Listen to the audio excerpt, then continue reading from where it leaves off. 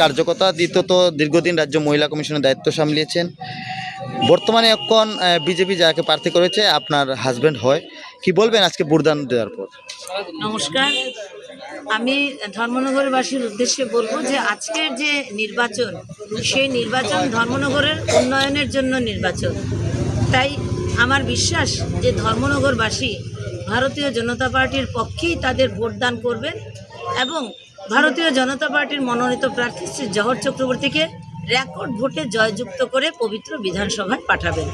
আর এইখানে কোনো দুবিধা নেই যে ধর্মনগরের জনগণ উন্নয়নের পক্ষে ভোট দেবেন কি দেবেন না, এখানে কোনো প্রশ্নই ওঠে না। কারণ আমাদের যারা প্রতিপক্ষ সিপিএম এবং কংগ্রেসের যে চরিত্র, এটা কিন্তু তাদের দীর্ঘ বছরের জানা। আর আমি বিরোধী পক্ষের কথা আমার বলার প্রয়োজন নেই, এই কারণে আমরা উন্নয়নের স্বার্থে ভারতীয় জনতা পার্টি কাজ করছে।